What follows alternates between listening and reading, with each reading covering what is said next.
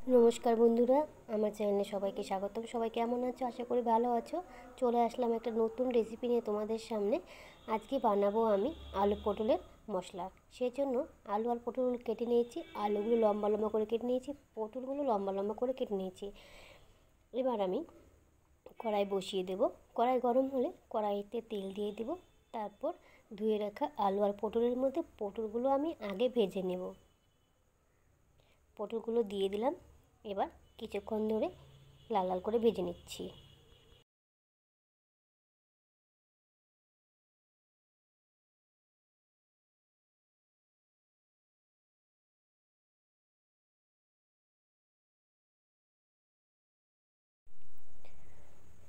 পটলগুলো হালকা লাল লাল হয়ে গেছে, আর কিছুক্ষণ ভেজে নেব।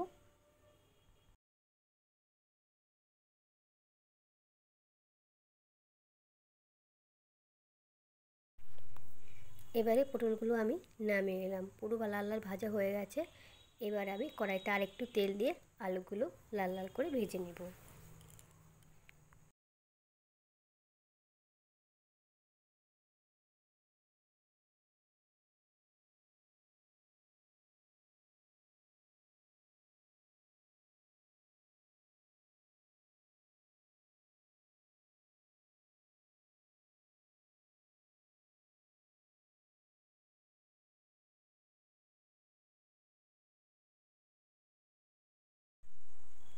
আলুগুলো প্রায় ভাজা হয়ে এসছে।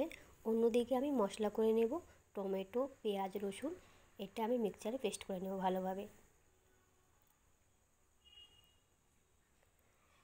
দেখো বন্ধুরা, পেস্ট করা হয়ে গেছে। এবারে কিন্তু আমি আলু ভাজাগুলো হয়ে গেছে, নামিয়ে নিব।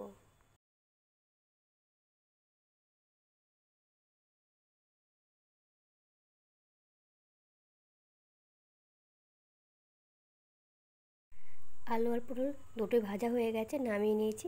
এবার কড়াইতে আর একটু তেল দিয়ে আমি যে মশলাটা করে রাখলাম সেটা দিয়ে দিলাম। সাথে লবণ, হলুদ, লঙ্কা বাটা, আদা বাটা, জিরে গুঁড়ো দিয়ে দিলাম। সাথে অল্প করে কাশ্মীরি লঙ্কা গুঁড়ো। এভাবে কিছুক্ষণ মশলাটা কষাবো।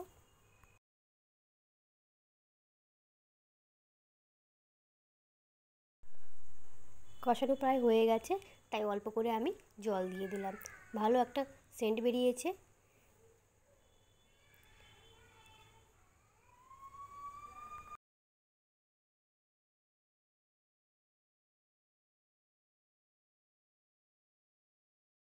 কষানো হয়ে গেল। এবার আমি ভেজে রাখা আলু আর পটলটা দিয়ে দিলাম।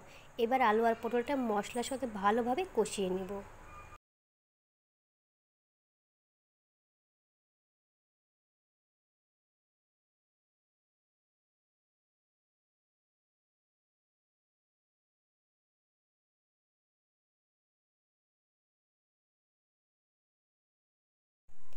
আলু আর পটলটা মশলার সঙ্গে ভালোভাবে কিন্তু কষে গেছে।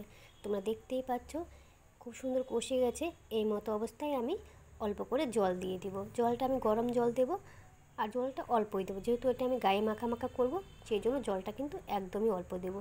এবার আমি একটু ঢাকা চাপা দিয়ে দিব আলু আর পটলটা সেদ্ধ হওয়ার জন্য।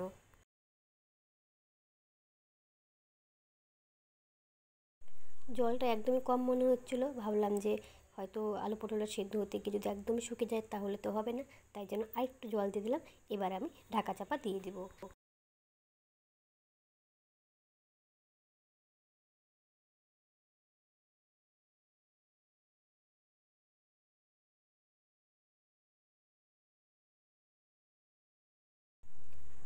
এবারে আমি ঢাকা খুলে দেখব কতটা সেদ্ধ হয়েছে।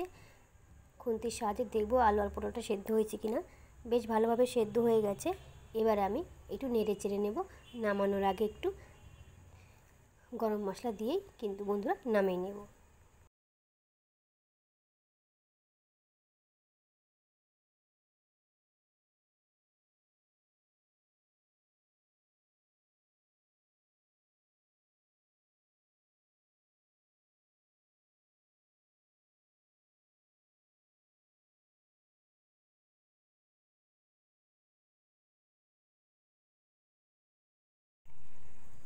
একদম গায়ে মাখা মাখা হয়ে গেছে, নামিয়ে নিলাম।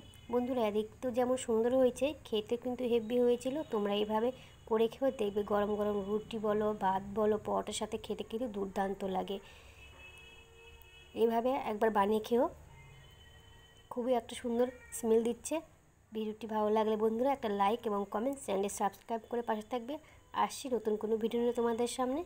সেই পর্যন্ত সবাই ভালো থাকবে, সুস্থ থাকবে, টাটা।